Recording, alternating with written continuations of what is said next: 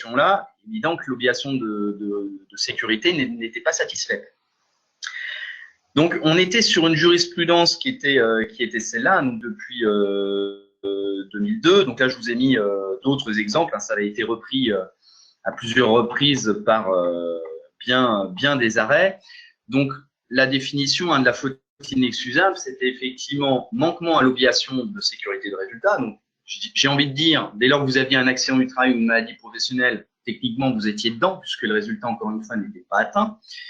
Et vous vous exposiez alors à une faute inexcusable, dès lors que, comme je vous le disais tout à l'heure, l'employeur avait ou aurait dû avoir conscience du danger auquel était exposé son salarié. Alors, vous voyez bien la définition qui est un peu rotor, c'est-à-dire que l'employeur avait conscience du danger. Bon, ça, je dirais, c'est le cas où vous avez eu des précédents, vous, employeurs, et que les mesures donc correctives n'ont pas été correctement prises. Ça, ok, on le conçoit parfaitement. Après, vous avez une autre donnée de la définition qui est l'employeur aurait dû avoir conscience du danger. Donc ça, on va le voir un petit peu plus loin.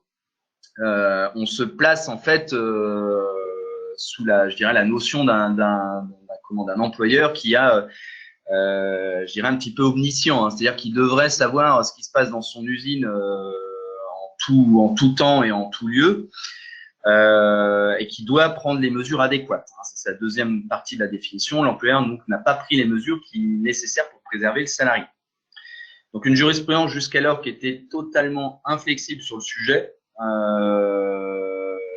et je dirais à partir du moment, encore une fois, où le risque était réalisé, on avait déjà un pied dans la faute inexcusable. Mais l'édifice jurisprudentiel s'est un petit peu fissuré à partir de 2014. Le paquebot, cette définition paquebot, en fait, a commencé à prendre un petit peu l'eau à partir de 2014. Alors, pas directement sur la notion de faute inexcusable. L'évolution s'est faite un petit peu en parallèle sur la notion justement d'obligation de sécurité. J'ouvre une parenthèse, l'obligation de sécurité de résultat, donc, on vient de le dire, on la retrouve bien évidemment pour la définition de la faute inexcusable, mais on la retrouve, je dirais, plus globalement dans tous les cas d'application des dispositions du Code du travail en matière d'hygiène et de sécurité. Et c'est sur cette branche-là, celle qui est prévue par le Code du travail, que les choses ont commencé à bouger. Et à partir de 2014, on a commencé à prendre en compte, et ça c'est une évolution très notable, les mesures mises en œuvre par l'entreprise pour justement satisfaire son obligation de sécurité. Et à partir du moment où vous commencez à prendre en compte les moyens que l'employeur met sur la table pour justement atteindre une sécurité optimale, on ne parle plus à ce moment-là d'obligation de sécurité de résultat, parce qu'on ne va pas vraiment se concentrer sur le résultat, mais plutôt sur les moyens que l'employeur met en œuvre. Donc, on va plutôt parler d'obligation de sécurité de moyens. Et l'évolution est assez notable. Donc là, 2014, ça a commencé à craquer. 2015, réaffirmation par 2 arrêts, dont un arrêt dit FNAC. Là, on était dans un contexte en 2015 de restructuration en interne. Hop, je suis désolé, j'enlève le message d'alerte. On était donc sur une opération de restructuration, une réorganisation des services, donc forcément quelque chose d'un petit peu anxiogène pour les salariés. Donc le CSE s'était saisi de la question et en fait avait tenté un recours avec d'ailleurs d'autres salariés pour justement demander la suspension d'un projet de réorganisation de l'employeur, considérant que l'employeur n'avait pas tout mis sur la table pour justement prévenir les RPS, les risques psychosociaux. Et il y avait effectivement des pressions qui avaient été a priori contractées suite à cette opération, enfin dans le cadre de cette opération de réorganisation qui pointait le bout de son nez. Et les juges, en fait, ont considéré que tout simplement pour regarder un petit peu les choses, il fallait voir un petit peu ce que l'employeur avait mis sur la table, encore une fois, pour limiter les risques de RPS générés par le projet. Donc, vous voyez, alors que donc, dans ces entreprises-là, les opérations de réorganisation, ça prend du temps. Donc, je dirais le projet était déjà dévoilé depuis un moment. On commençait à être un petit peu dans la mise en œuvre opérationnelle. Donc, là, avec des salariés qui se plaignaient de troubles anxio-dépressifs liés à ces opérations de réorganisation. Donc, là où sur l'ancienne définition, vous aurez dit, ah bah oui, mon pauvre monsieur, ma pauvre madame, le problème, c'est qu'il y a bien des risques psychosociaux qui apparaissent, donc l'obligation de sécurité de résultat, on n'y est pas. Là, le juge, inflexion supplémentaire, vient vous dire, bah oui, mais on va quand même tenir compte de ce que l'entreprise a mis en place pour prévenir justement ces risques psychosociaux. Alors, en l'occurrence, il y avait des choses assez significatives qui avaient été mises en place par l'entreprise, puisque notamment il y avait un accompagnement psychologique mis en place au travers une hotline avec des psychologues qui avaient été mises en place par l'entreprise, plus des missions d'accompagnement. On avait également une sensibilisation du management sur le sujet. Donc, l'employeur n'était pas resté sans rien faire. Donc, les juges ont tout simplement considéré qu'il n'y avait pas lieu de suspendre le projet de réorganisation parce que l'employeur, justement, s'était acquitté de ses obligations en matière d'hygiène et de sécurité telles qu'elles sont prévues par le code du travail. Et alors, le dernier coup le coup supplémentaire est venu en novembre 2015 avec un arrêt d'Air France, où là, l'inflexion marquée depuis 2014 par la Cour de cassation s'est confirmée. Là, la situation était un petit peu différente. Vous aviez un steward de la compagnie Air France qui avait assisté aux attentats du 11 septembre 2001. Et quelques années après, ce monsieur-là, pas dans l'immédiat, hein, mais quelques années après, je crois que c'était 3 ans, il commence à contracter en fait un syndrome avant d'embarquer, tout simplement. Il fait une crise de tétanie, il était incapable de monter dans l'avion. Et donc, il a mis en cause en fait son employeur, considérant que au niveau de la préservation de sa santé, le compte n'y était pas. Alors encore une fois, là, les juges auraient pu dire bon bah obligation de sécurité de résultat, il y a un trouble qui est en lien avec les attentats du 11 septembre, donc dans le cadre du travail, bon l'obligation de sécurité de résultat, j'ai envie de dire même si l'employeur n'y est pour rien, le compte n'y est pas. Donc là, la Cour de cassation vient vous dire encore une fois de manière très très claire et très précise. Non, on doit prendre en compte en fait les mesures qui ont été mises en œuvre par l'employeur. Là, en l'occurrence, vous aviez un employeur qui, post-attentat de 2001, avait organisé des choses pour son salarié. Alors, pas pour ce salarié-là, d'ailleurs, pour toute l'équipe du vol en question qui avait assisté aux attentats de 2001. Donc, vous aviez notamment un suivi renforcé qui avait été demandé auprès de la médecine du travail. Donc, ce salarié-là, en l'occurrence, avait suivi 4 visites médicales entre 2002 et 2005, donc bien au-delà du rythme qui était alors exigé. Vous aviez eu aussi une procédure d'accueil par un personnel médical spécialement mobilisé par l'entreprise pour s'assurer justement pour préserver sa santé mentale. Et il y avait également un soutien psychologique via une hotline qui a été mise en place. Donc, ces éléments-là ont été considérés par la Cour de cassation comme satisfaisants. C'est-à-dire que la Cour de cassation a dit oui, vous, Société Air France, vous avez bien satisfait votre obligation de sécurité telle que prévue par le Code du travail. Donc forcément, ces évolutions-là dans le cadre, je dirais, de l'obligation de sécurité telle que prévue par le Code du travail, elle a infusé en matière de faute inexcusable. Alors là, je vous ai mis un extrait de l'arrêt Air France pour que vous en preniez connaissance. On vous dit texto, ne méconnaît pas l'obligation légale lui imposant de prendre les mesures nécessaires pour assurer la sécurité et protéger la santé physique et mentale des travailleurs. L'employeur qui justifie avoir pris toutes les mesures prévues par les articles L4121-1 et L4121-2 du Code du travail. Alors, clairement, aujourd'hui, ces 2 articles du Code, si vous devez réciter quelque chose chaque soir avant d'aller vous coucher, ce sont ces articles-là maintenant. Ils sont essentiels et ils sont, je dirais, ils sont au centre des contentions à venir maintenant. Donc, L41-21-1, je pense que pour certains d'entre vous, vous le connaissez déjà. C'est un article,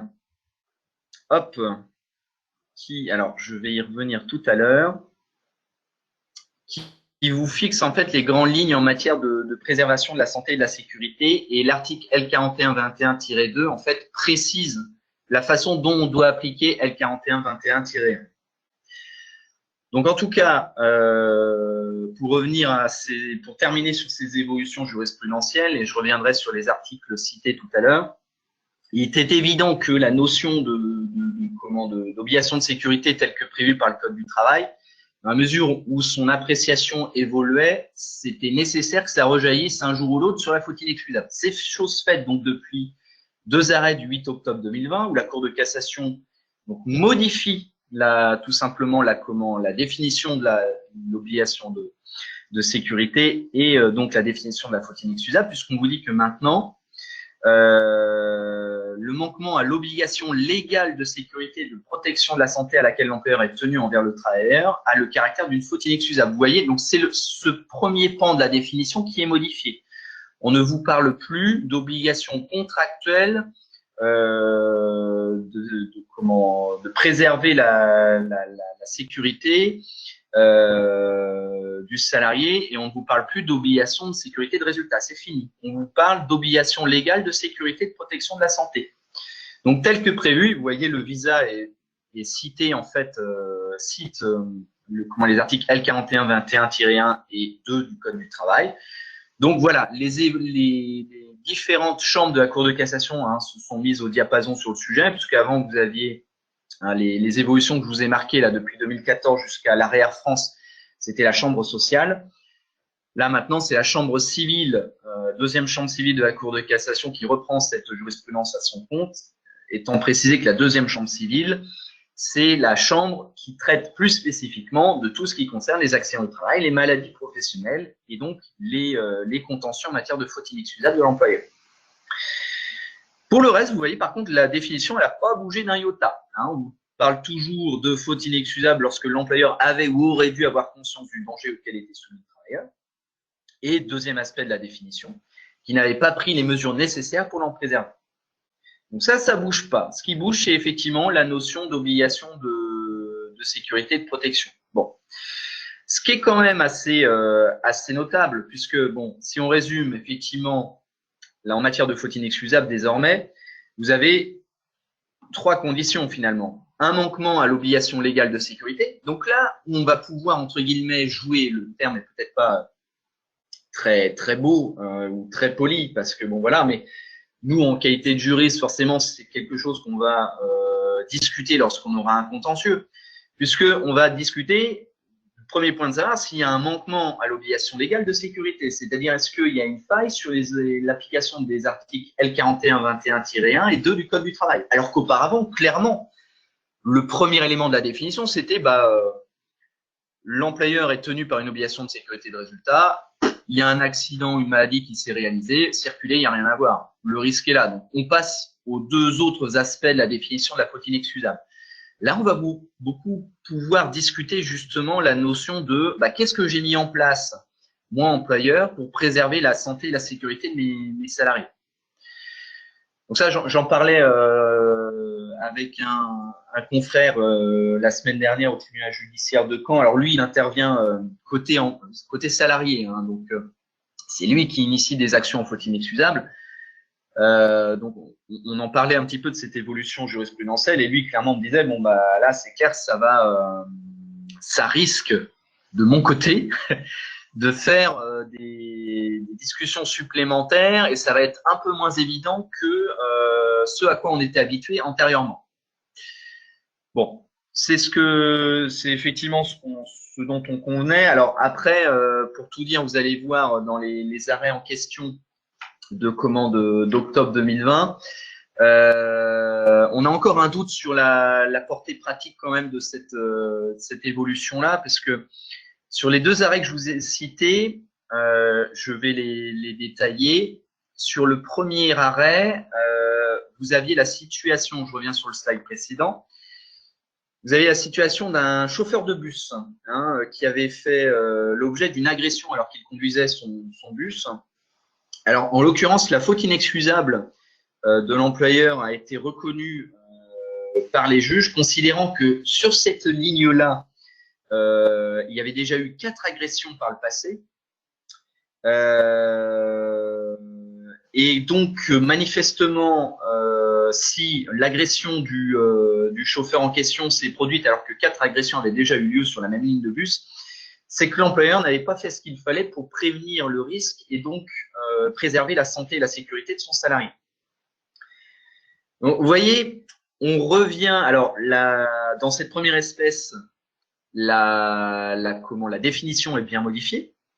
Puisqu'on vous dit, manquement, on vous parle de manquement à l'obligation légale de sécurité telle que prévue par le Code du travail. On ne parle plus d'obligation de sécurité de résultat.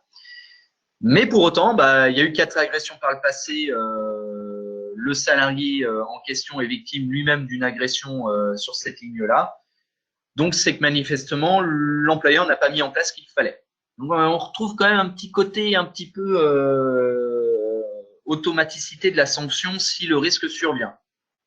Et dans le deuxième arrêt, parce qu'il y a 2 arrêts, le 8 octobre, qui disent exactement la même chose en matière d'attendu de principe, mais les faits ne sont pas les mêmes. Dans la deuxième espèce, on vous disait, là c'était le cas d'un salarié qui a contracté un cancer lié à une exposition à l'amiante.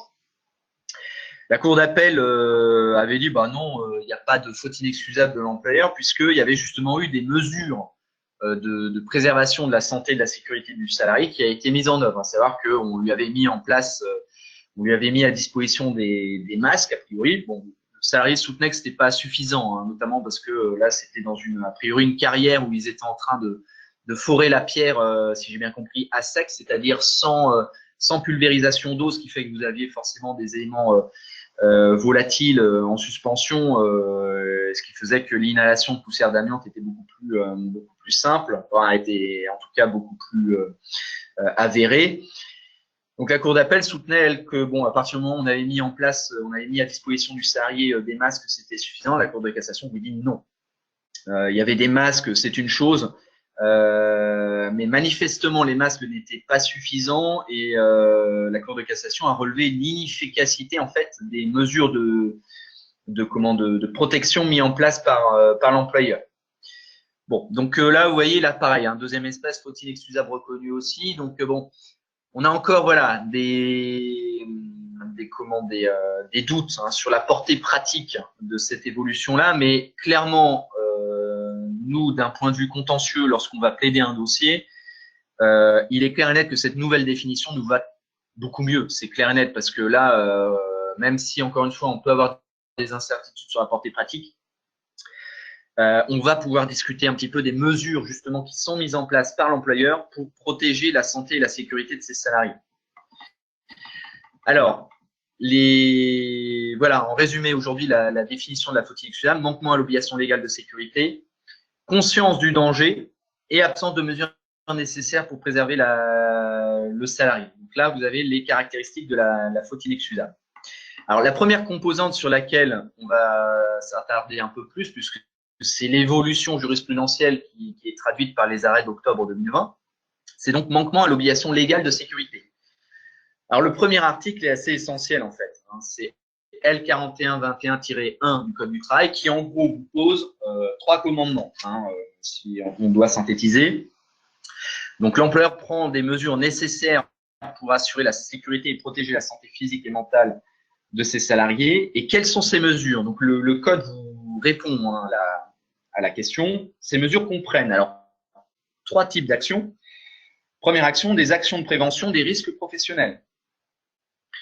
Donc là, il est évident que les actions de prévention, ça va passer notamment par un document qui est essentiel, le document unique d'évaluation des risques. Et j'y reviendrai à la fin de la présentation, puisque en la matière, on a un accord national interprofessionnel de décembre 2020, plus un projet de loi qui est actuellement en cours de discussion auprès de l'Assemblée nationale, porté par la députée Charlotte Leclerc, qui remet un petit peu sur le devant de la scène le DUER. On en parlera tout à l'heure. Donc, c'est évidemment un document essentiel. Donc, vos documents uniques d'évaluation et de prévention des risques, je le rappelle, il doit être mis à jour tous les ans.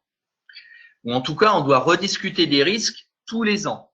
Si évidemment cette action-là n'a pas été mise en œuvre, vous vous doutez bien que le dossier en défense de la faute inexcusable de l'employeur va être plus compliqué à défendre. Hein, parce que là, on pourra vous dire, bah, certes, par exemple, vous avez bien un document unique d'évaluation de risque qui est très, très bien fait, mais par contre, que vous ne mettez pas à jour régulièrement.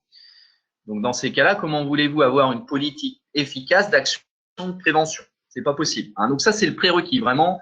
Le DUER, également l'association, je dirais, du CSE sur ces sujets-là.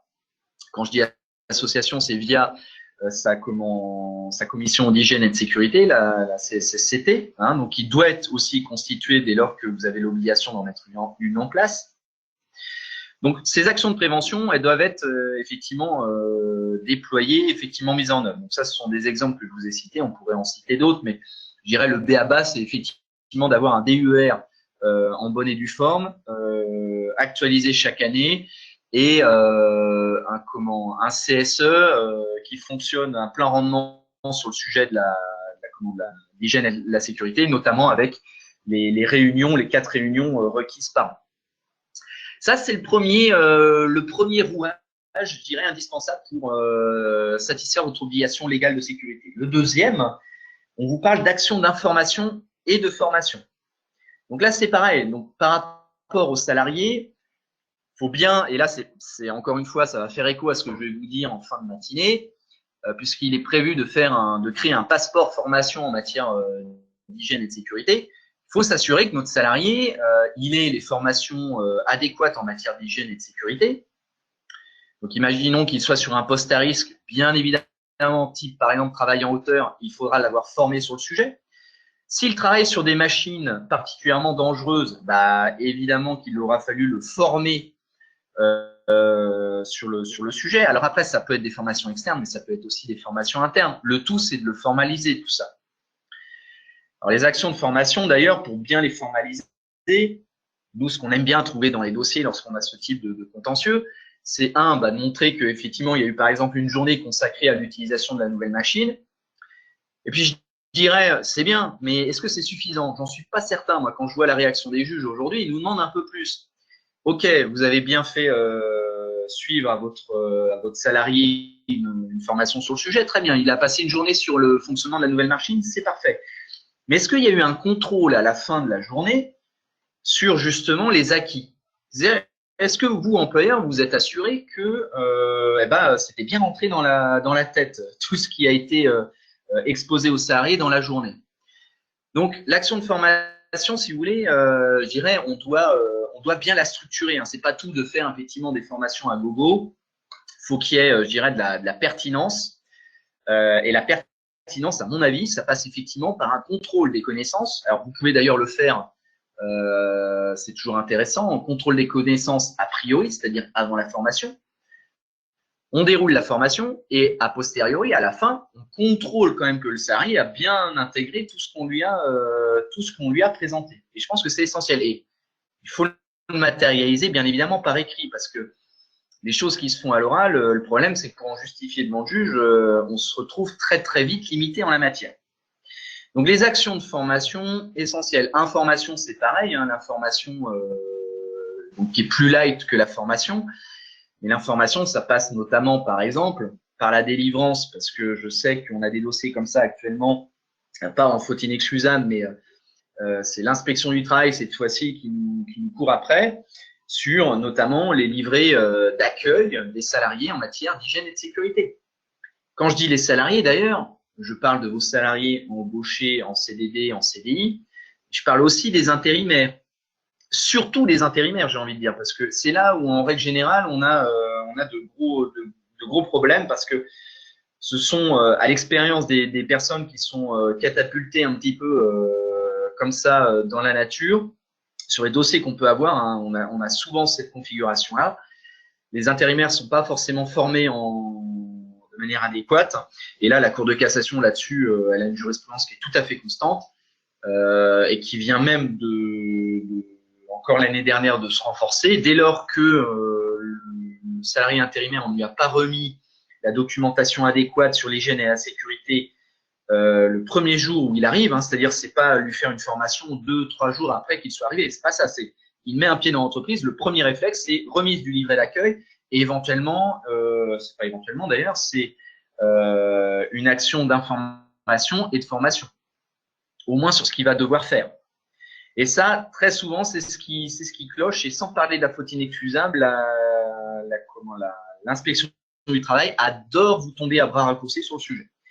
Et là, au cabinet, actuellement, on n'a pas moins de 2 dossiers sur le sujet avec donc les conséquences pénales qui vont bien, puisque là, on a des procès-verbaux d'infraction qui ont été établis par l'inspection du travail. Vous voyez, tout est lié finalement. On part finalement la source, que ce soit en matière de faute inexcusable, en matière je dirais tout simplement de droit du travail, la source c'est L4121-1 et 2 du Code du travail. Et c'est vraiment là-dessus qu'il faut travailler.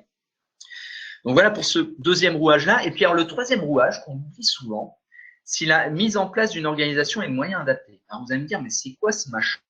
Parce que c'est un peu nébuleux. Alors, dans une entreprise, je vais vous donner un exemple. Dans une entreprise, par exemple, qui comporte, 300 salariés, on va avoir du mal à croire si un accident se réalise, ou en tout cas, on va avoir du mal à concevoir qu'il n'y ait pas un système de délégation de pouvoir qui soit mis en œuvre et en place dans l'entreprise. Ça, c'est un élément aussi qui est pointé du doigt par les inspections du travail quand un accident grave se produit. C'est-à-dire, tel salarié a eu un accident grave. Ok, bon, son responsable, c'est qui? Bon, alors déjà, ils vont remonter un petit peu toute la ligne hiérarchique. Ils vont regarder un petit peu comment est structurée la ligne hiérarchique dans l'entreprise. Et puis, ils vont poser la question, bah, alors, est-ce qu'il y a quelqu'un qui a une délégation de pouvoir? Est-ce que son manager, son N+1, a une délégation de pouvoir pour lui dire, par exemple, comment faire? Et éventuellement prendre des mesures adéquates. Quand je dis mesures, c'est par exemple, ça peut être une sanction disciplinaire si le salarié ne respecte pas les consignes d'hygiène et de sécurité. Mais ça peut être aussi des mesures en matière d'engagement tout simplement de frais de moyens financiers ou matériels pour remédier à une situation qui serait périlleuse. Donc la délégation de pouvoir, c'est ça. C'est-à-dire que le responsable de l'entreprise, donc le responsable, c'est le dirigeant tout simplement. Le dirigeant, c'est le mandataire social qui représente la personne morale, qui est la société. Donc cette personne-là délègue ses pouvoirs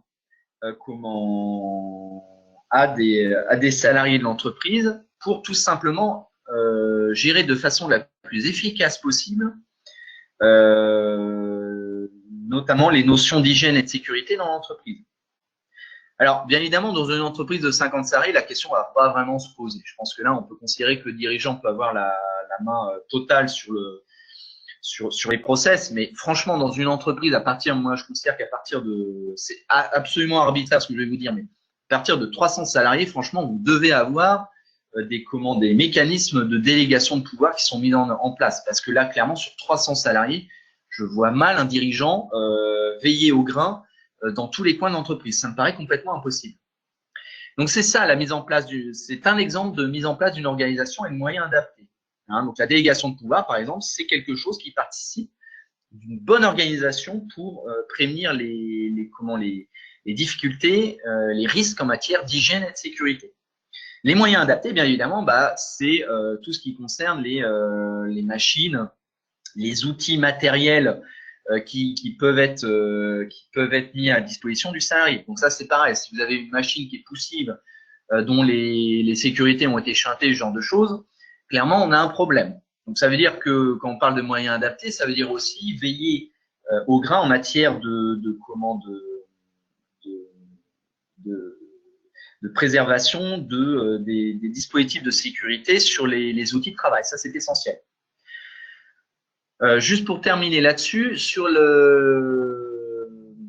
l'histoire de la mise en place d'une organisation adaptée, je vais vous donner un exemple qui va être assez parlant. On avait eu un dossier il y a de cela quelques années où un salarié, en fait, c'était justement dans le domaine agroalimentaire.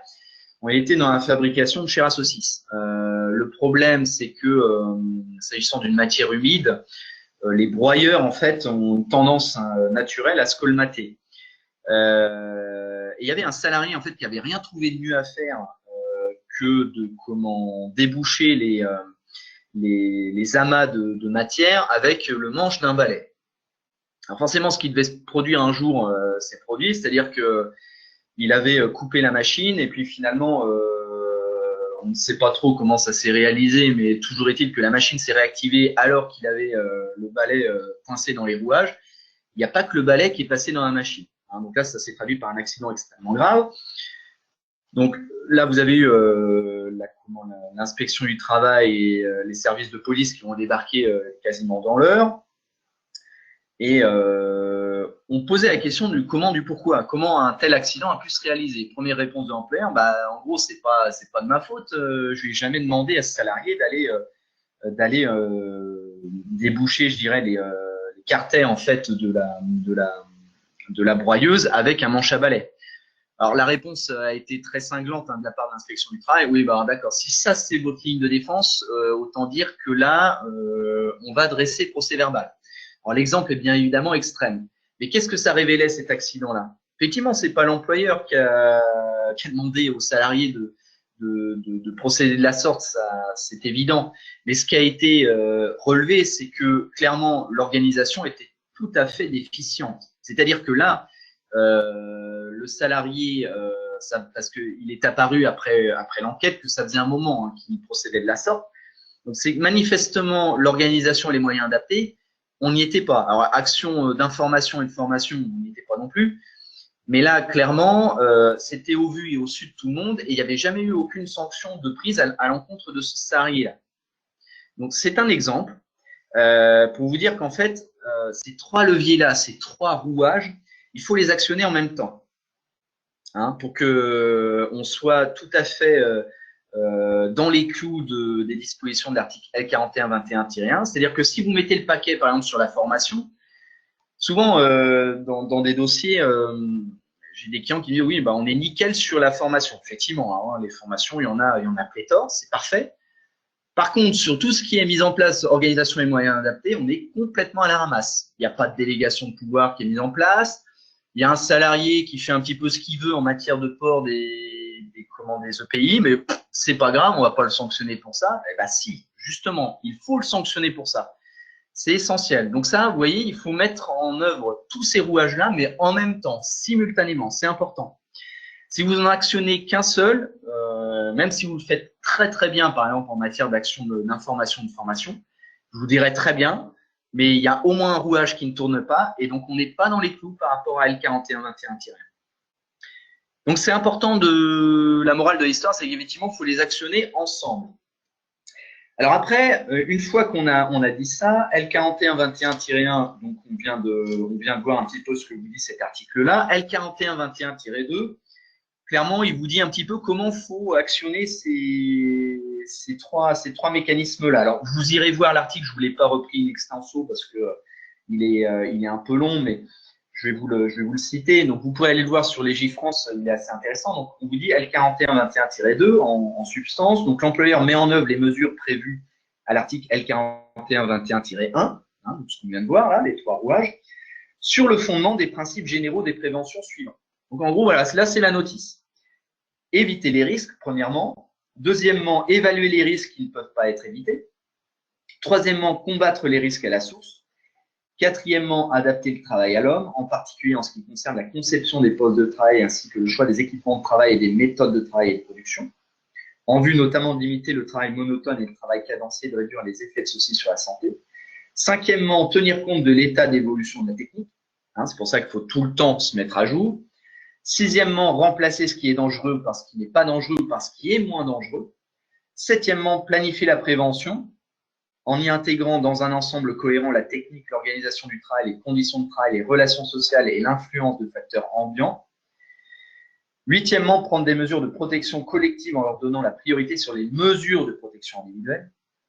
Et neuvièmement, donner les instructions appropriées aux travailleurs. Voilà la notice. Donc ça, c'est tout cela qu'il nous faut mettre en place, je dirais, pour être dans les clous, pour être dans le respect de l'obligation légale de sécurité. Je pense que dans un premier temps, il faut vraiment se focaliser sur L4121-1 et les trois piliers qu'on vient de voir, c'est essentiel. Il faut les mettre en œuvre à la lumière des 9 principes, des 9 commandements, entre guillemets, que je viens de vous citer, qui résultent de l'article L4121-2. Bon, si on doit résumer, voilà, c'est ce qu'il faut mettre en place. Il est évident que c'est toujours bien quand vous associez les représentants du personnel à ce travail-là. Parce que ça donne du crédit, en fait, à ce que vous mettez en place. Tout simplement, lorsque dans un dossier qu'on ouvre, on voit que, par exemple, la commission santé et sécurité du CSE a été associée sur les mesures de prévention qui ont été mises en place, je peux vous garantir qu'on pousse un ouf de soulagement parce que ça donne du poids. Hein, la commission santé, elle est spécialement dédiée à ce type de sujet. Donc, à partir du moment où vous avez l'aval de la commission santé qui vous dit oui, effectivement, les mesures que vous envisagez de mettre en œuvre, pour nous, elles nous semblent suffisantes, c'est déjà un très bon point. Hein, je vous dis pas que ce sera suffisant, mais clairement, lorsque vous avez cet élément dans le dossier, ça pèse lourd auprès d'un juge. Donc, il vous faut mettre en place tous ces éléments-là en n'omettant pas d'associer les représentants du personnel sur le sujet. Bon, voilà pour le premier aspect de la définition de la faute inexcusable, hein, celle qui a fait l'objet de l'évolution qu'on évoquait tout à l'heure. Deuxième composante de la définition, alors qui n'a pas varié, parce que je vous ai dit. Kevin, oui. Je fais juste une petite parenthèse parce qu'il y a Alexandre qui posait une question. Alors, je pense que c'est peut-être pas mal qu'on la traite maintenant. Maintenant, oui. En accidentologie, est-ce que l'évolution de la définition de la faute inexcusable de l'employeur pourrait permettre d'éviter une reconnaissance d'un accident de travail si la faute intentionnelle, comportement fautif, malgré toutes les mesures mises en œuvre par l'employeur, par le salarié éprouvé? Alors ça c'est une bonne question, Alexandre, parce que jusqu'alors, on vous disait, alors il faut envisager deux choses. En matière de reconnaissance d'accident du travail, la faute du salarié est tout à fait, inopérante. C'est-à-dire, on s'en fiche. Hein, que le salarié ait commis une faute, même volontaire, c'est pas le sujet. Hein, ça va pas influencer la qualification d'accident du travail. Donc, il y aura bien accident du travail, même si le salarié a fait n'importe quoi. Ça, c'est clair, c'est toujours le cas. Et à mon avis, la nouvelle définition qu'on vient de voir va pas remettre en cause ce postulat-là. Par contre, dans le cadre de l'action en faute inexcusable, à partir du moment effectivement où vous avez un salarié qui, par exemple, malgré le dossier disciplinaire qu'on a commencé à constituer à son égard, malgré tout ce qu'on peut mettre en place, continue à en faire qu'à sa tête et un beau jour, le risque se réalise. Moi, clairement, au regard de la nouvelle définition, c'est clair et net que je lui mettrais dans les dents que on a mis en place tout ce qu'on pouvait faire au regard justement de l'obligation légale de sécurité, que malheureusement le risque s'est produit, mais que c'est bien de la faute du salarié qu'on avait déjà recadré, qui malgré ce recadrage, malgré les informations et malgré les éventuels avertissements qu'on avait pu donner, par exemple, n'a pas corrigé le tir. Je pense que c'est un élément qu'on pourra mettre en avant. Alors, bien évidemment, vu que l'évolution est très récente, on n'a pas encore ce recul-là, mais c'est quelque chose qu'on pourra, à mon avis, mettre en œuvre. Alors, en tout cas, ça se plaide. Dorénavant, ça se plaide. Ok, merci. Dans voilà. la foulée, tu avais par rapport à ton exemple sur l'intérimaire, la question d'Alexandre, c'était aussi à qui appartient la faute. Ah oui. Est-ce que c'est l'entreprise? Ah oui. Oui, alors, là, j'ai eu un cas très récent là qui a été tranché par la Cour d'appel de Caen, donc je peux en parler. En principe, la faute inexcusable, elle incombe à l'employeur. Donc, celui qui va se prendre la première avoinée, je dirais, c'est l'entreprise de travail temporaire, qui est l'employeur. Ça, c'est clair et net. Mais si, et c'est souvent le cas, si l'entreprise utilisatrice s'est révélée défaillante sur notamment, par exemple, le plan de coordination, parce qu'on sait que lorsqu'il y a un intérimaire notamment, il faut vraiment le former dès qu'il arrive, c'est essentiel. L'entreprise de travail temporaire, je peux vous garantir qu'elle va appeler quelqu'un à la cause et ça va être l'entreprise utilisatrice. Donc ça, c'est évident. C'est-à-dire que vous serez à un moment donné, quoi qu'il arrive, concerné par le contentieux et vous serez appelé à la cause. Donc, c'est pour ça que même entreprise utilisatrice, on pourrait se dire, bah, le premier réflexe, je suis pas employeur, donc j'en ai rien à c'est pas mon souci. Oui, sauf que derrière, vous n'êtes pas l'employeur, mais vous serez mis en cause parce que, tout simplement, vous aviez une obligation en la matière, vous, entreprise utilisatrice, que l'obligation n'a pas été satisfaite et donc, finalement, c'est à vous que revient la responsabilité de l'accident. Donc, ça se voit très souvent. Hein. Donc là, oui, vous pourrez être attrait en matière de faute inexcusable pour un salarié qui n'est pas le vôtre, qui est certes celui de l'entreprise de travail temporaire, mais vous pourrez être attrait devant le tribunal judiciaire. Ça pose aucun problème. Et dernière question. Ouais. Excuse-moi, vas-y, Kevin. Je vois la question effectivement d'Olivier. La délégation de pouvoir doit être formalisée. Oui, monsieur, elle doit l'être. Il n'y a pas, alors la jurisprudence vous dit, a priori, il n'y a pas d'obligation de formaliser une délégation de pouvoir au plan pénal par écrit. Ouais. Ok, bon, une fois qu'on a dit ça, on n'a rien dit parce que il faut le formaliser par écrit. Pourquoi? Parce que, alors la délégation de pouvoir au plan pénal, juste pour brièvement résumer un petit peu les choses, je dis bien brièvement parce que c'est vraiment un travail qui est quand même assez complexe. Hein, c'est pas, ne pensez pas que la délégation de pouvoir au plan pénal, c'est simplement, en gros, sortir une attestation, bonjour, au revoir, on est d'accord, et puis ça se termine comme ça. C'est beaucoup plus complexe que ça, mais sur le formalisme, oui, il faut impérativement, même si la Cour de cassation vous dit le contraire, mais il faut impérativement formaliser ça par écrit. Pour deux raisons. Bah, la première, tout simplement, pour bien s'assurer que le salarié a donné son consentement à une délégation de pouvoir au plan pénal. Parce que je vous rappelle que les conséquences en la matière, c'est quoi? Délégation de pouvoir au plan pénal, c'est toi, salarié, je te donne des pouvoirs pour faire en sorte qu'au niveau de l'hygiène et de la sécurité, par exemple, ça se passe très bien dans l'atelier. Mais le pendant de ce transfert de pouvoir, c'est quoi? C'est que si jamais il y a un pépin, c'est toi qui vas prendre au plan pénal. C'est-à-dire, c'est toi qui seras dans le box des accusés avec éventuellement, on le rappelle quand même, des peines d'emprisonnement qui peuvent être prononcées quand même. Donc, il est évident que le salarié qui signe, qui s'engage sur une délégation de pouvoir, il faut impérativement s'assurer de son consentement, c'est évident.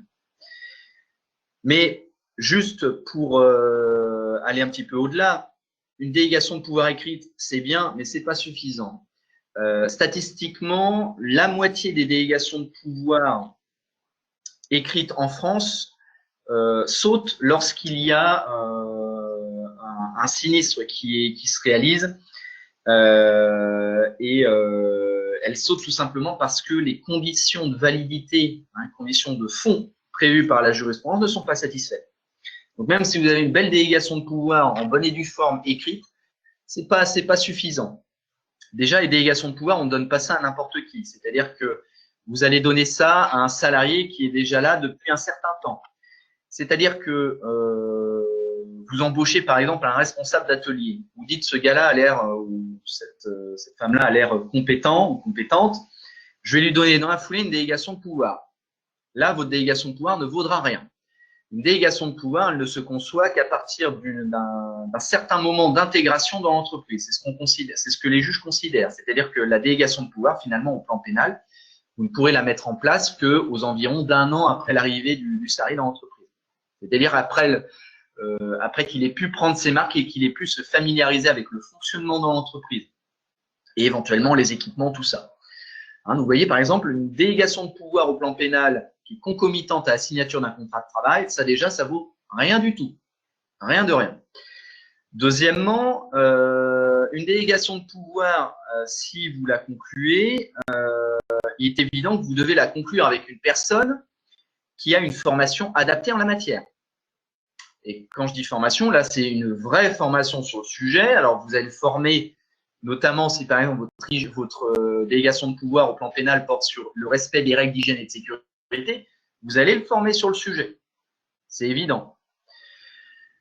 Vous pouvez aussi avoir des délégations de pouvoir, par exemple, qui portent sur la gestion du CSE, parce qu'on sait que en la matière, vous avez le fameux délit d'entrave avec des peines pénales à la clé. Donc, si par exemple vous avez une délégation de pouvoir sur la gestion du CSE, bah, c'est pareil, vous allez le former sur la gestion du CSE. Donc, une formation en bonne et due forme. Et puis troisièmement, déjà aussi, je dirais un niveau de classification qui colle. C'est-à-dire que si vous mettez une délégation de pouvoir au plan pénal avec quelqu'un qui est agent de maîtrise, j'ai envie de vous dire qu'à mon avis, on va être un peu short. Pareil, si vous mettez une délégation de pouvoir avec quelqu'un qui est au minimum conventionnel en matière de rémunération, ça vaut rien du tout. Parce que forcément, une délégation de pouvoir, ça a un coût. C'est-à-dire que la responsabilité pénale que moi, en salarié, je suis prêt à accepter, je ne vais pas l'accepter gratuitement. Donc, si vous me mettez, entre guillemets, au ras des pâquerettes au niveau de la grille de salaire, c'est pareil, elle ne vaudra rien du tout. Vous voyez, les délégations de pouvoir, c'est quelque chose d'assez fin quand même à mettre en place parce que tout simplement, les conséquences sont assez importantes s'il y a un risque qui se réalise. Et à l'expérience, les officiers de police judiciaire et l'inspection du travail, lorsque on a ce type de sinistre, c'est le premier truc qu'ils demandent. Est-ce qu'il y a une délégation de pouvoir? Ce que je vous disais tout à l'heure. Alors, ils le demandent à deux titres. Un, parce que c'est un moyen de s'assurer que, je vous disais tout à l'heure, hein, le fameux rouage lié à la bonne organisation, on va s'assurer que, oui, on a mis en place les délégations qui allaient bien pour s'assurer vraiment que les conditions d'hygiène et de sécurité soient bien respectées dans l'entreprise et au plus proche du terrain. Donc ça, c'est un élément qui justifie le fait que les officiers de police judiciaire et l'inspection du travail demandent cet élément-là. Et deuxième, c'est qu'ils s'empressent de demander ce document-là parce que très souvent, ils le font sauter dans la demi-heure ou l'heure en disant non, finalement, je regarde votre truc.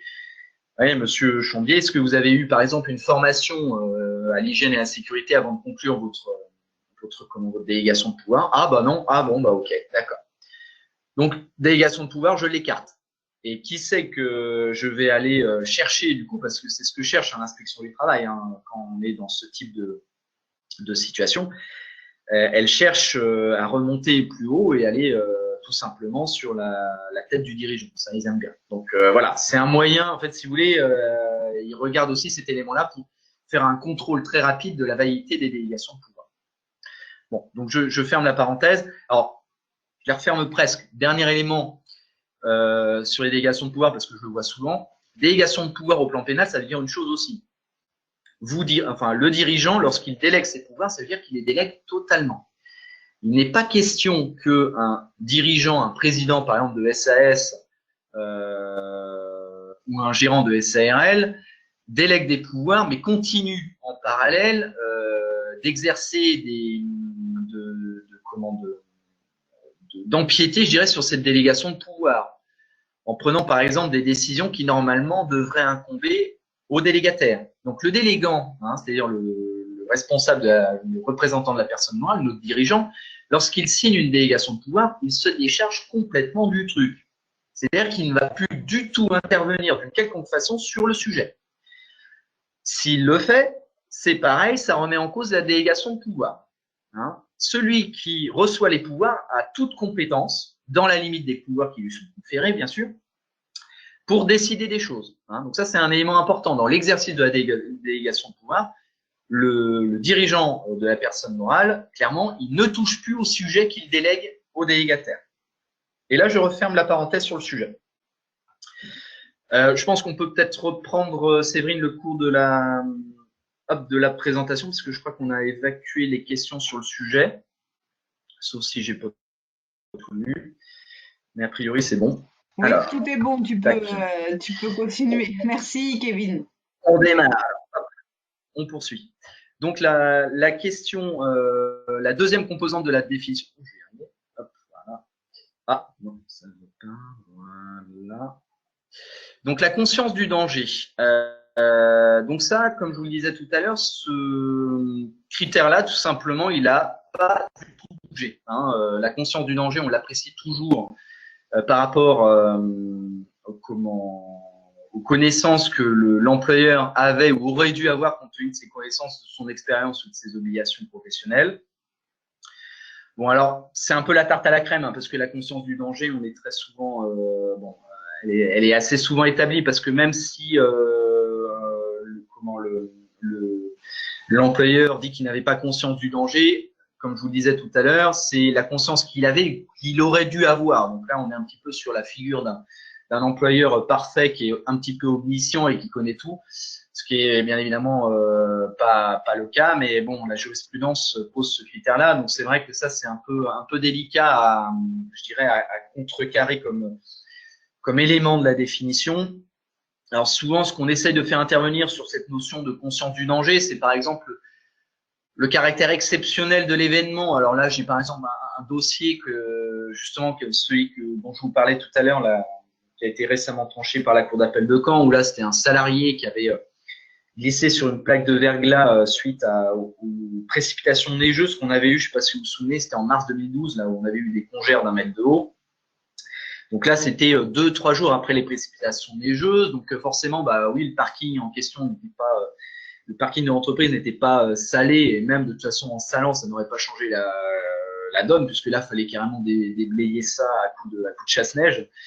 Donc on avait fait valoir justement le caractère exceptionnel, hein, ce qu'on appelle la force majeure, pour dire on ne pouvait pas avoir conscience du danger vu les événements exceptionnels. Et bon là, vous voyez, même là-dessus, la Cour d'appel, par exemple, ne nous a pas suivis, elle nous a suivis sur d'autres choses, mais pas sur cet argument-là, considérant que bon, ça faisait 2-3 jours les précipitations neigeuses étaient intervenues, donc on avait parfaitement conscience du danger et on n'avait pas pris les mesures adéquates. Bon, voilà. Bref. En tout cas, sur cet élément de la définition, la Cour de cassation est assez, je dirais, intransigeante.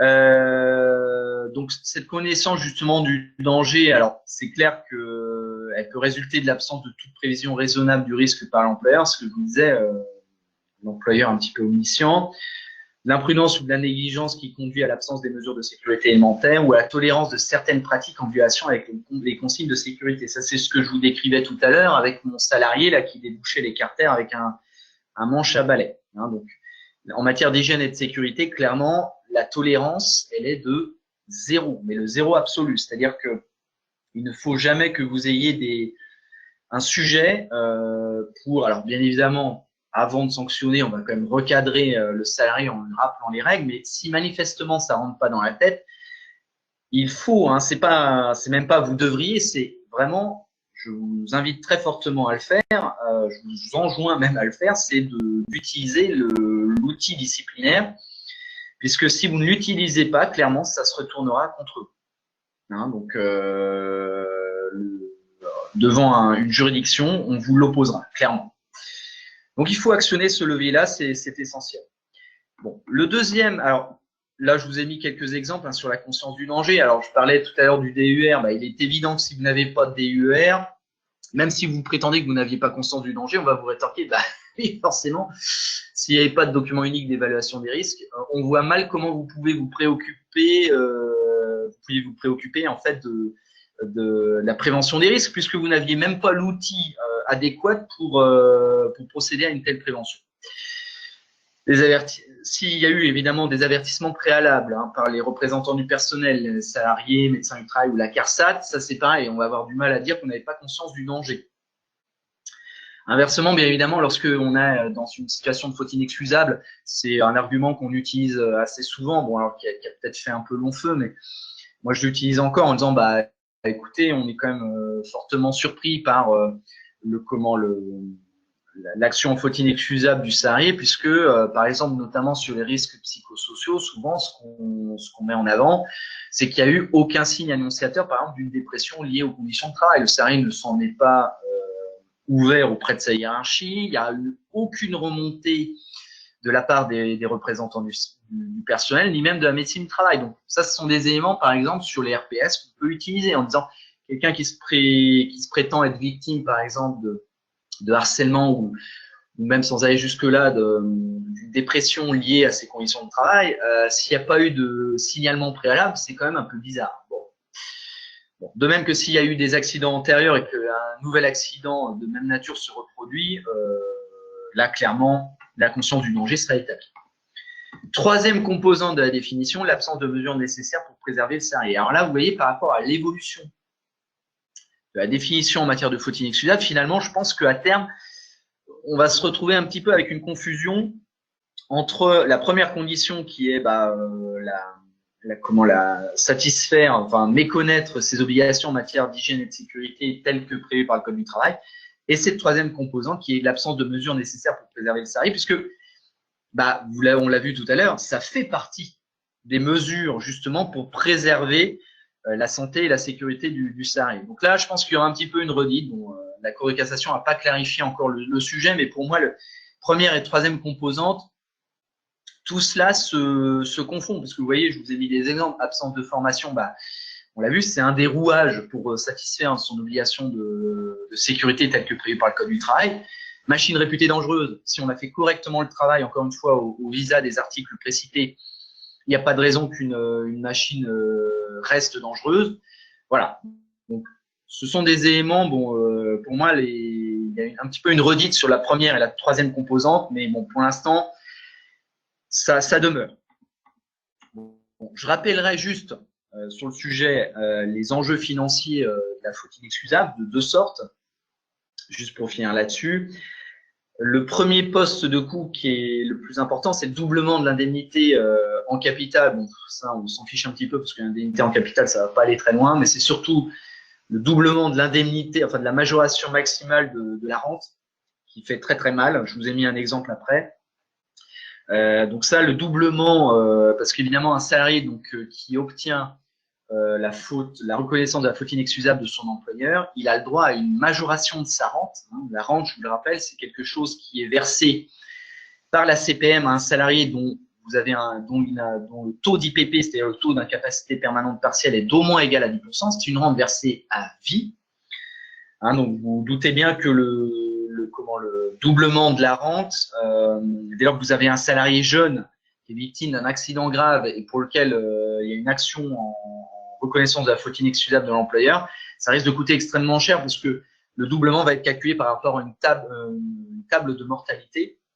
Et donc forcément, plus le salarié est jeune, plus tout simplement ça va durer longtemps et plus ça va coûter cher. En revanche, effectivement, les salariés plus âgés, ça va être un peu moins impactant, je dis bien un peu moins, puisque là, par rapport aux tables de mortalité, on va être sur des coûts un peu moins importants. Mais ce qu'il faut retenir, c'est que voilà, le salarié qui a été victime par exemple d'un accident du travail et pour lequel la faute inexcusable de l'employeur a été reconnue, a le droit à un doublement de sa rente, ce qui est extrêmement coûteux. Et ce doublement est représenté et liquidé par la caisse primaire d'assurance maladie. C'est la caisse primaire d'assurance maladie qui assure le doublement de la rente. Mais évidemment, une fois qu'elle a assuré le doublement de la rente, elle vient vous en demander le remboursement via un capital qu'elle calcule. Et ça, vous le versez en une fois. Et c'est des sommes assez importantes. Je vous ai mis un exemple après, on va y revenir. Mais bon, c'est généralement ce poste-là qui fait le plus mal. Et puis, vous avez tous les cohortes de dommages et intérêts qui viennent pour les réparations des préjudices extra-patrimoniaux. Alors, vous avez plusieurs exemples. Préjudice esthétique, le présium doloris, c'est-à-dire le préjudice de douleur. Préjudice d'agrément, je pouvais faire par exemple du vélo suite à mon accident grave qui m'a valu une amputation de la jambe, c'est beaucoup plus compliqué, je ne peux plus. Donc voilà, on va indemniser ce poste-là. Perte ou diminution des possibilités de promotion professionnelle, voilà, c'est ce type de préjudice qu'on indemnise. Je vous ai mis un exemple chiffré. Conséquences financières, donc par exemple une simulation pour une majoration de rente, dans un dossier qu'on a pu avoir, une femme de 35 ans, taux d'IPP de 40%, donc là, c'est un taux d'IPP qui est déjà conséquent. Il y a une maladie professionnelle, syndrome d'épuisement professionnel. Donc là, vous avez un salaire, vous voyez, sur 12 mois, précédant l'arrêt de travail, 32 000 euros, c'est pas non plus astronomique. Mais là, vous avez une majoration de rente de 230 000 euros. Voilà. Donc là, je vous laisse imaginer, lorsque vous êtes par exemple sur une population de cadres avec des salaires beaucoup plus importants qui font l'objet d'un syndrome d'épuisement professionnel avec derrière une action de faute inexcusable. Là, on est facilement sur des montants à 500 600 000 euros. Donc, c'est un poste très important. Et puis, sur les différents postes de préjudice extra-patrimoniaux que je citais, donc je vous ai mis quelques exemples. l'assistance à tierce personne avant consolidation, par exemple, là, on part souvent sur un 20 € par jour au prorata. Les frais d'aménagement du véhicule ou du logement, si effectivement vous avez quelqu'un qui est en fauteuil roulant, et ben, il va falloir adapter son véhicule et son logement. Ben là, ça peut être des coûts aussi assez importants.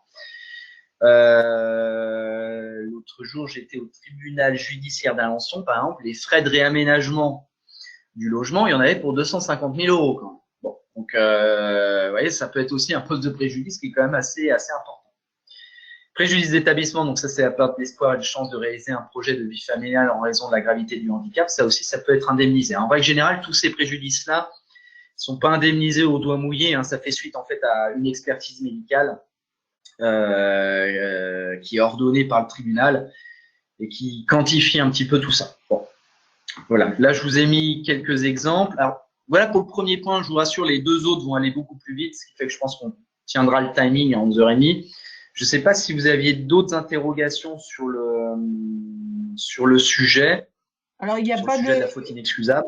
Il n'y a pas de questions dans le chat, mais okay. Si quelqu'un en a, n'hésitez pas. Hein.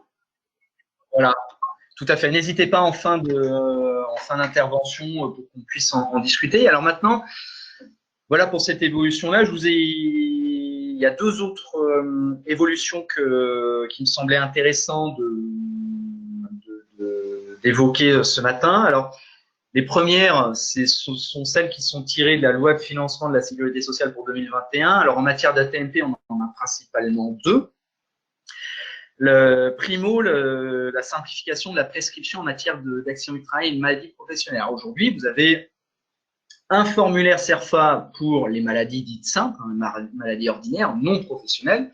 Et puis, vous avez un autre formulaire spécifique aux accidents du travail, aux maladies professionnelles. Bon, ce qui se passe, c'est qu'en règle générale, c'est pas en règle générale, c'est statistiquement, on s'aperçoit que les victimes d'accidents du travail ou de maladies professionnelles sont prises en charge dans des délais qui sont plus longs que les personnes souffrant d'une maladie non professionnelle. Hein. Donc là, on est sur un délai d'indemnisation moyen par les IJSS de 30 jours pour les salariés atteints de maladies non professionnelles, alors que c'est 47 jours en moyenne pour des délais d'indemnisation en matière d'AT-MP. Bon, ce qui semblait complètement, effectivement, illogique au législateur, vu que la législation sur les risques professionnels devrait protéger de manière plus efficace que la protection en matière de maladies simples. Donc, forcément, ils ont été amenés à bouger un petit peu le curseur sur le sujet. Il s'est avéré que le curseur qui permettait justement de ramener le délai d'indemnisation au niveau du délai d'indemnisation moyen, c'était tout simplement la fusion des certificats médicaux AT-MP et certificats médicaux maladies non professionnelles. Donc, à partir du 1er novembre 2021, c'est la date d'entrée en vigueur, vous n'aurez plus qu'un seul modèle d'arrêt de travail. Hein. Fini les volets spécifiques aux certificats médicaux d'AT-MP, ça c'est fini. Hein, maintenant, vous n'aurez plus qu'un seul certificat médical. Alors, je vous le rappelle, juste dans le cadre des procédures d'instruction des accidents ou des maladies professionnelles par la CPM, je ne dis pas pour la MSA parce que la MSA, ça peut être un peu particulier, c'est pas très clair, mais en tout cas pour la CPM, c'est clair et net depuis le 1er décembre 2019, lorsque en matière de maladies professionnelles, la CPM doit vous adresser en même temps que la déclaration de maladie professionnelle, elle doit vous adresser le certificat médical initial. Hein, ça, vous devez l'avoir. Bon, elles le font en général, je le redis, mais ça, c'est une pièce maintenant qui vous est adressée systématiquement dans le cadre des procédures d'instruction des maladies professionnelles. Bon. Voilà, donc au 1er novembre 2021, en tout cas, fin de la dichotomie entre les certificats médicaux sur le sujet, il n'y aura plus qu'un seul document. Donc, simplification en la matière. Simplification également sur la tenue du registre des accidents bénins. Alors, je le rappelle, le registre des accidents bénins, c'est le registre des bobos, hein, c'est ça. Donc, mais les bobos qui ne donnent pas lieu en fait à arrêt de travail ou soins médicaux. Hein. Donc, vous ne mentionnez que dans les registres des accidents bénins que les accidents qui n'entraînent ni arrêt de travail ni soins médicaux. Donc, si jamais, par exemple, vous aviez un accident à un instant T qui ne semble pas donner lieu à un arrêt de travail, c'est-à-dire que le salarié reprend immédiatement son poste, effectivement, vous l'inscrivez dans le registre des accidents bénins. Actuellement, il n'y a pas non plus de soins médicaux. Mais si, imaginons, le lendemain ou surlendemain, vous avez un arrêt de travail qui intervient en lien avec cet accident-là, il est évident que là, il faut faire une déclaration d'accident du travail. On s'entend bien là-dessus. Le registre des accidents bénins ne vous dispense absolument pas d'établir une déclaration d'accident du travail lorsqu'on est dans cette configuration-là. Ça ne concerne vraiment que les accidents sans arrêt de travail ni soins médicaux. Bon.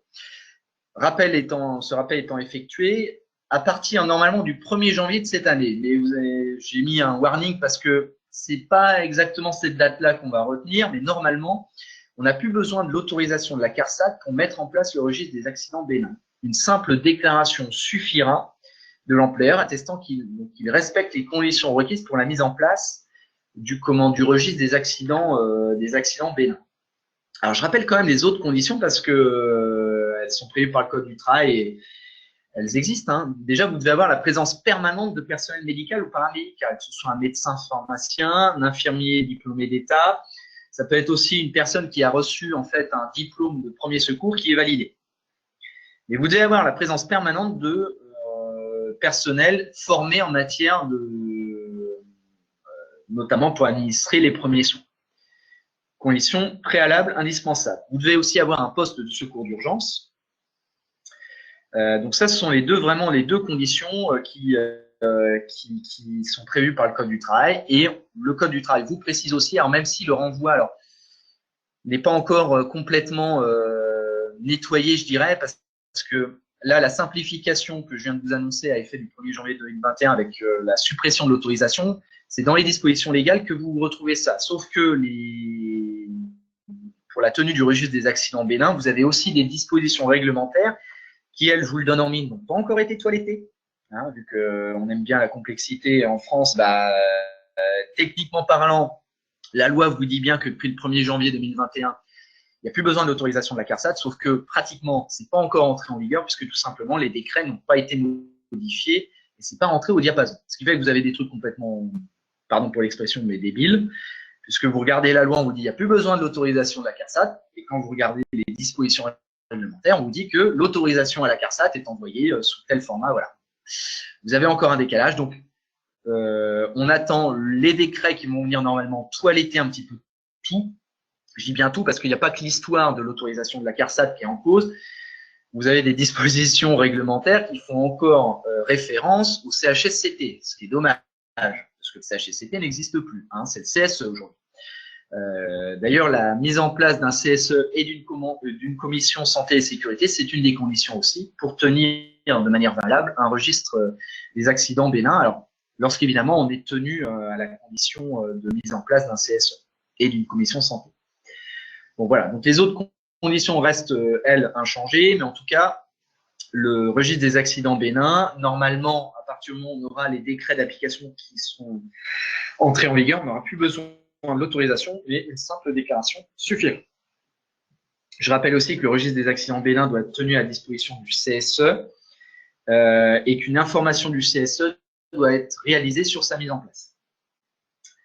Voilà, donc en résumé, il y a un processus de simplification qui est en cours. Je dis bien en cours parce que bon, on vous affiche le 1er janvier 2021, mais pour l'instant, ce n'est pas encore effectif.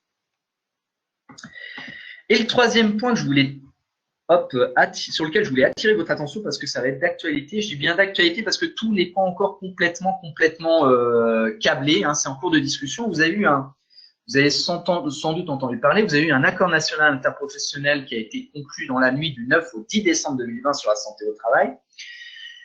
Alors pour recontextualiser un petit peu la genèse de cet accord national. Alors, accord national interprofessionnel, je le rappelle, c'est un accord qui conclut entre le MEDEF, la CPME, donc les organismes, les syndicats patronaux, les syndicats salariés, donc FO, CGT, CFDT, CFTC, donc et qui visait à clarifier un petit peu les choses en matière de santé au travail.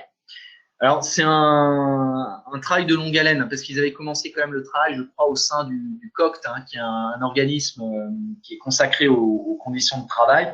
Ils avaient commencé ce travail-là en 2018. Bon, il y a eu la pandémie effectivement qui est passée par là aussi, mais Ça a été un petit peu un accouchement dans la douleur, cet accord national interprofessionnel.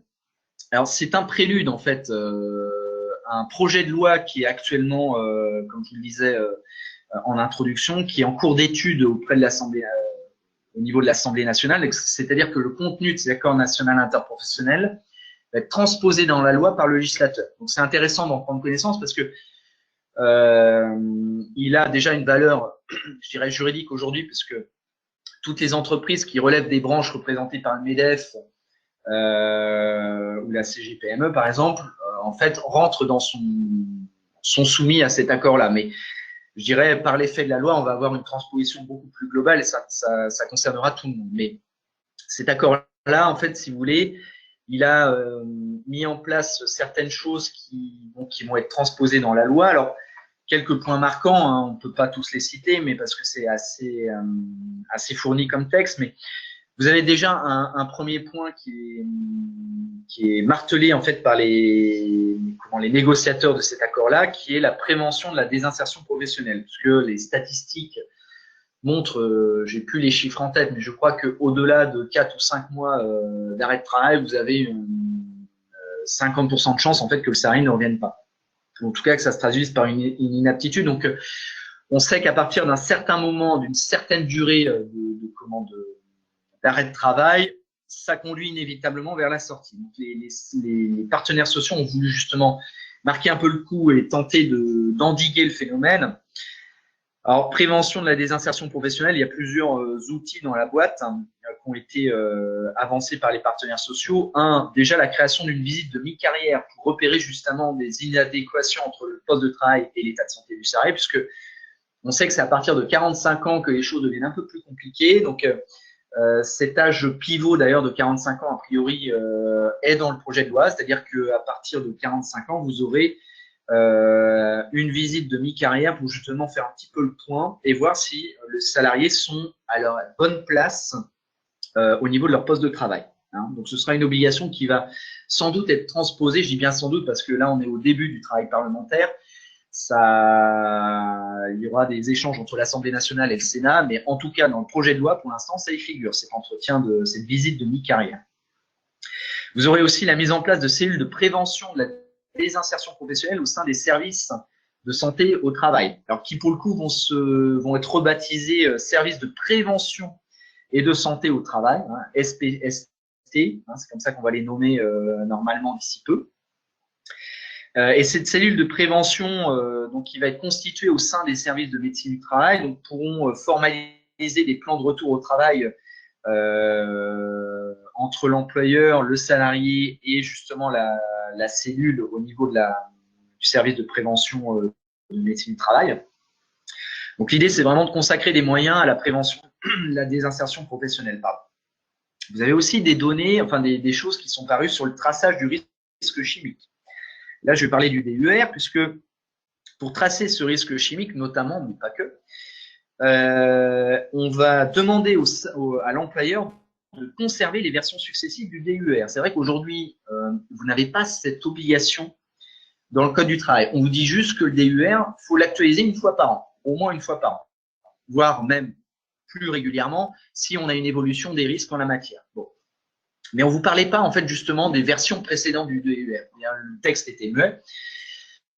Donc, considérant justement la difficulté que peuvent avoir les salariés parfois notamment en matière de maladies professionnelles, pour prouver une exposition à un risque chimique, il est demandé, en fait, aux employeurs, maintenant, il va être demandé, de conserver les différentes versions des DUR. C'est-à-dire qu'à partir du moment où vous actualiserez votre DUR, il faudra conserver l'ancienne version, l'archiver, de sorte qu'on puisse justement faciliter les expositions des salariés à certains risques. De même que le DUR, en fait, l'employeur en conserve la propriété, hein, donc c'est-à-dire que là, c'est lui qui en est complètement responsable.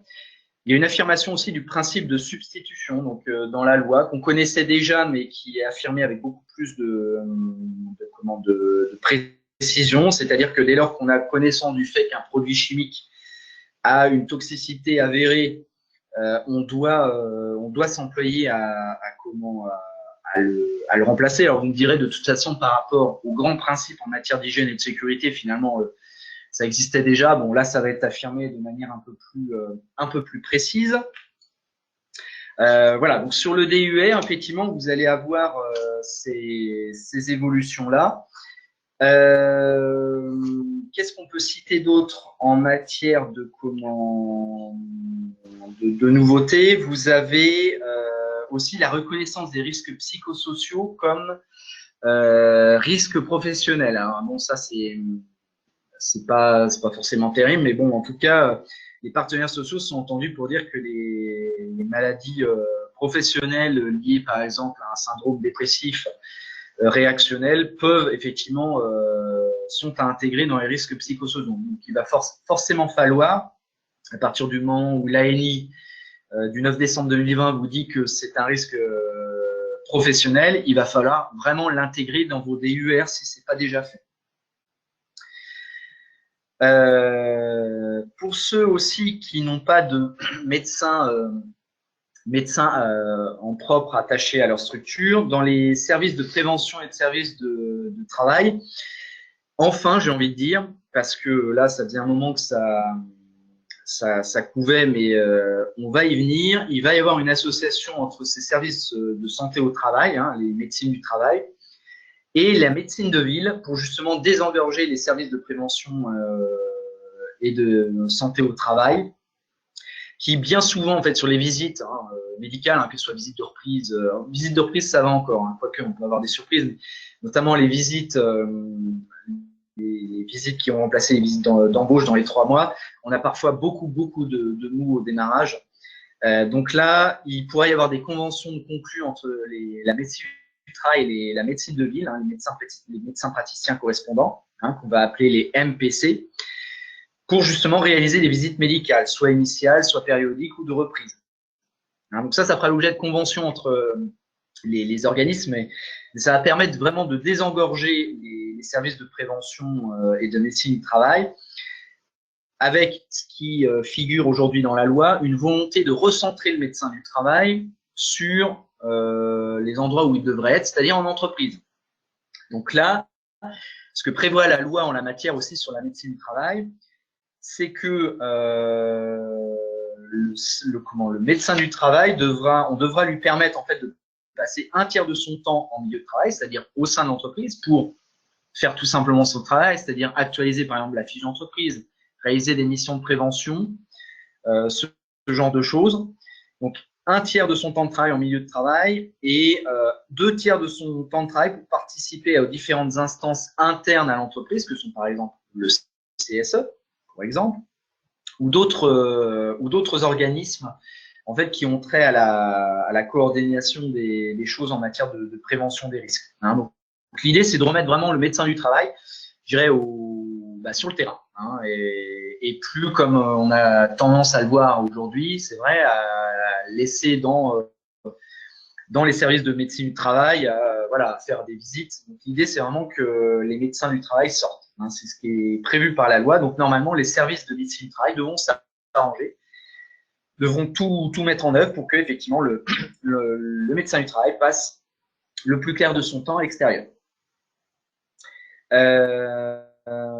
De même qu'il est prévu que les services de médecine du travail offrent un socle de services obligatoires, alors autour de 3 axes, puisqu'on a pas mal d'employeurs qui râlent, hein, mais c'est normal sur les défaillances multiples des services de médecine du travail en matière de, j'évoquais tout à l'heure l'organisation des visites médicales. Mais il est évident que sur la surveillance des salariés, c'est très aléatoire, on va dire ça comme ça. Donc l'idée, c'est vraiment de recentrer les services de médecine du travail sur cet aspect-là. Donc le socle de services obligatoires, ce serait autour de 3 axes. Prévention des risques en entreprise, le suivi individuel des salariés et la prévention du risque de désinsertion professionnelle avec la création de la cellule qu'on évoquait tout à l'heure. Donc voilà les 3 axes que la médecine du travail va normalement devoir privilégier. Alors, je vous avoue qu'entre nous, moi, j'attends de voir ce que ça va donner. J'attends de voir si c'est pas un petit peu un vœu pieux, tout ça. Parce qu'au-delà des injonctions qu'on peut adresser à la médecine du travail via les textes, il il y a aussi surtout une question de moyens. Donc, bon, c'est pour ça qu'ils ont notamment créé cette possibilité de conclure des conventions de partenariat avec les médecins à la médecine de ville, hein, pour désengorger vraiment les services de médecine du travail. On verra si ça fonctionne. Bon, en tout cas, je rappelle juste une chose en la matière sur la gestion des rapports avec la médecine du travail, parce que la Cour de cassation a une jurisprudence assez constante sur le sujet. Sur les visites médicales, par exemple, n'attendez pas, bien évidemment, que ce soit la médecine du travail qui convoque vos salariés. C'est à vous, employeur, d'assurer le suivi médical des salariés, c'est-à-dire de prendre l'initiative des visites médicales. Bon. Parce que souvent, moi, j'ai quelques clients encore qui pensent que c'est la médecine du travail, normalement, qui le fait automatiquement. C'est pas vrai. Ils ne le peuvent plus déjà. Alors, quand ils le font, c'est bien exceptionnel. Mais ils ont plus le temps de faire ça. Donc, c'est vraiment à l'employeur de s'assurer tout simplement que les visites soient médicales, soient réalisées en temps et en heure et avec la périodicité qu'on connaît. Mais si vous étiez dans la situation où vous organisez les choses correctement, vous prévoyez les choses avec la médecine du travail en prenant attache avec elle, mais que malheureusement, malgré différentes relances, les visites médicales en question ne viennent pas parce que tout simplement les services de prévention et de santé au travail sont débordés. Là, je vous conseille de prendre le papier à lettres et la plume, et tout simplement de faire état du dysfonctionnement auprès de des services de médecine du travail. Alors ça leur fera pas forcément plaisir, mais l'idée c'est pas de les allumer sur le sujet, mais c'est tout simplement de vous décharger de votre responsabilité en la matière, en disant moi quelque part employeur, j'ai fait tout ce qui était en mon pouvoir pour organiser les choses correctement. J'ai demandé à plusieurs reprises à vos services d'organiser des visites médicales pour tel salarié, ça vient toujours pas.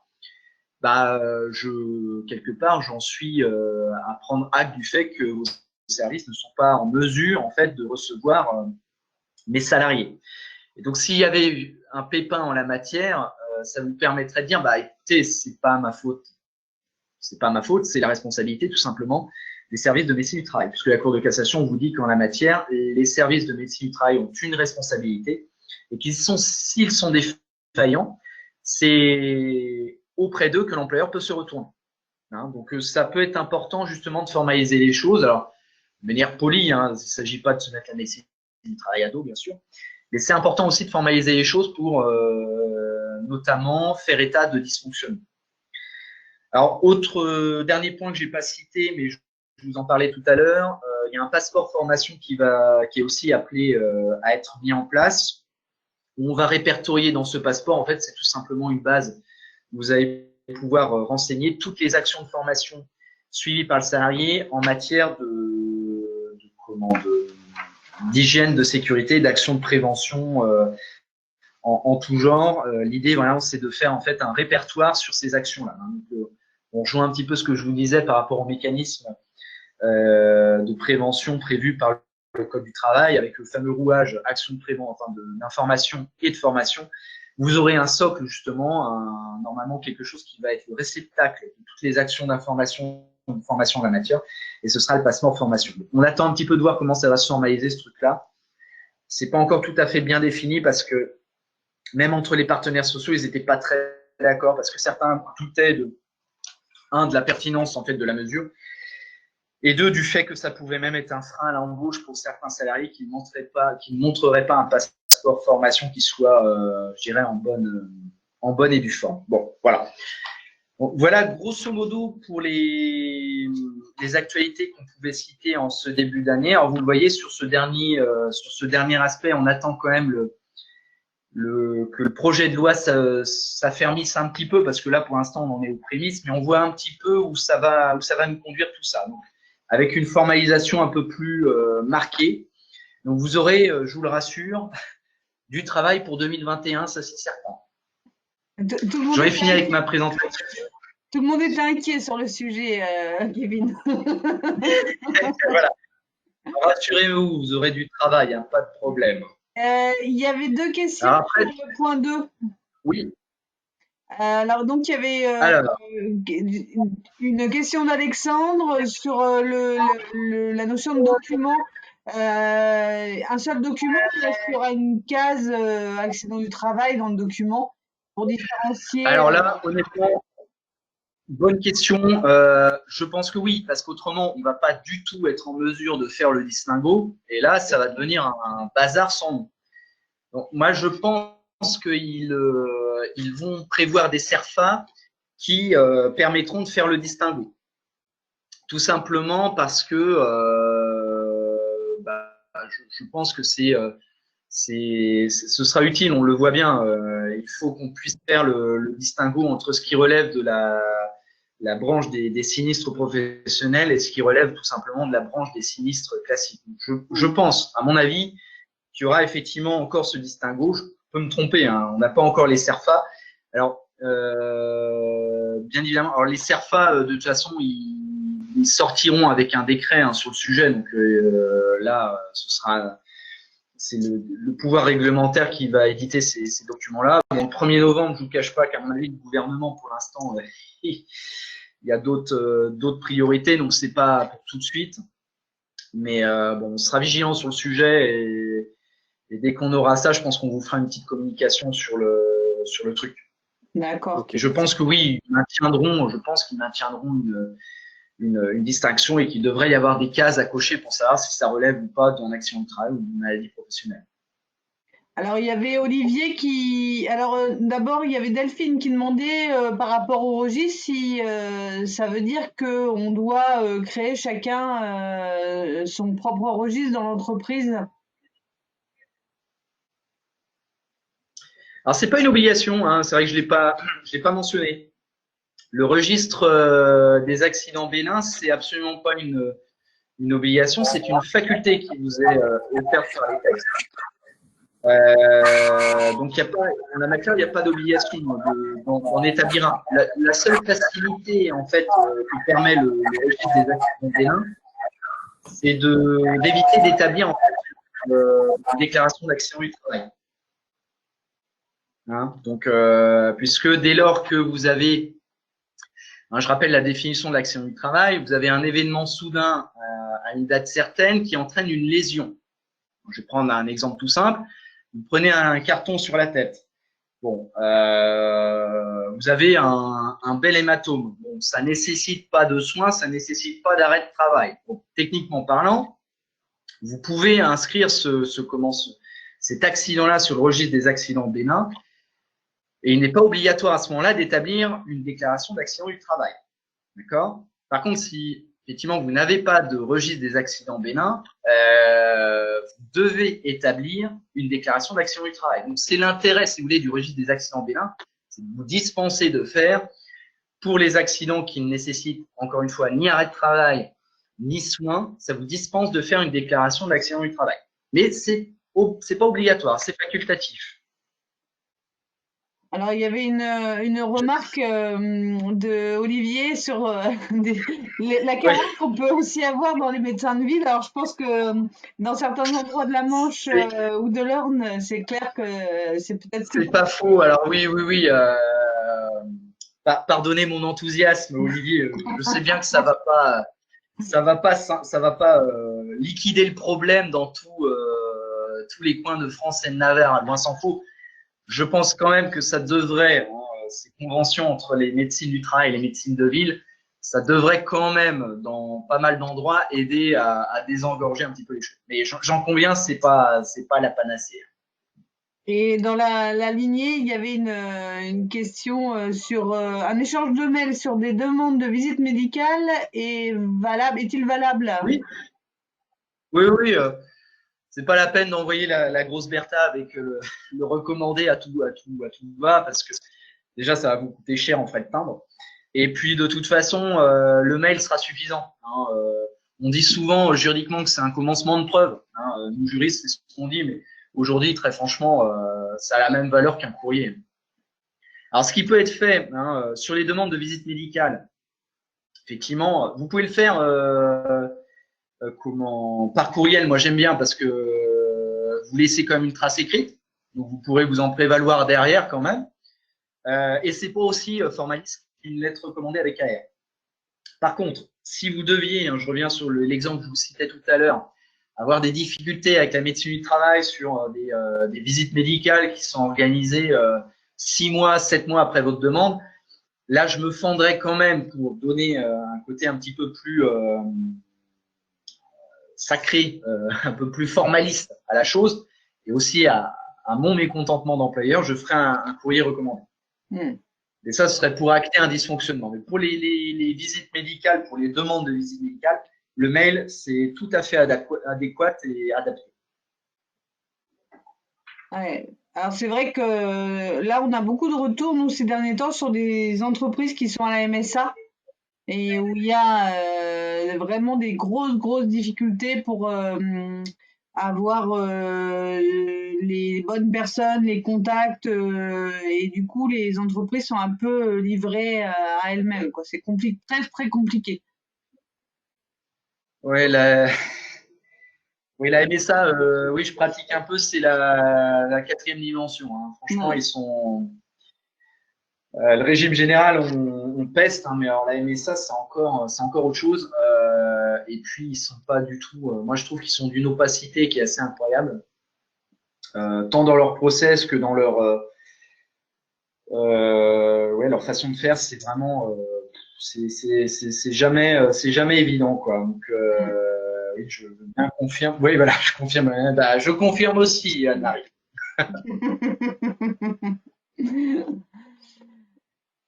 Très bien. Bah, écoute, je ne vois pas d'autres questions.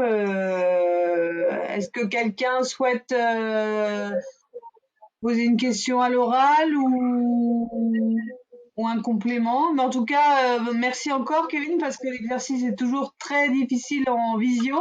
Mais je te le répète encore une fois, l'intérêt, quand c'est toi qui interviens, c'est qu'on a l'impression qu'on est juriste en fin de matinée, ça fait du bien. Ah bah, si on vulgarise bien, enfin si je vulgarise bien la matière, c'est que l'objectif est accompli. Juste en mot de conclusion, moi j'ajouterais juste, n'hésitez pas, à l'instar du club RH, à vraiment faire remonter vos attentes, parce que c'est vrai qu'encore une fois, là, vous voyez, j'ai sélectionné des thèmes, peut-être que ça vous intéresse, peut-être pas. Mais n'hésitez pas, s'il y a des points particuliers que vous souhaiteriez voir évoquer, à tout simplement faire un mail à Séverine en disant bah voilà, ce serait peut-être intéressant qu'on fasse un point sur tel sujet. Et nous, on aime bien parce que ça nous permet aussi d'avoir un cap sur ce qui tout simplement vous intéresse et vous délivrer une information qui soit intéressante et adaptée. Bah, ce qui sera intéressant, je pense aussi, c'est qu'un thème soit traité par Kevin, ça c'est certain. Et puis peut-être aussi qu'il y en ait un d'entre vous qui valorise une bonne pratique ou qui partage certains aspects. Je pense que sur l'échange, ça sera important. En attendant qu'on puisse le faire peut-être dans une de vos entreprises et puis partager autrement. Bah, en tout cas,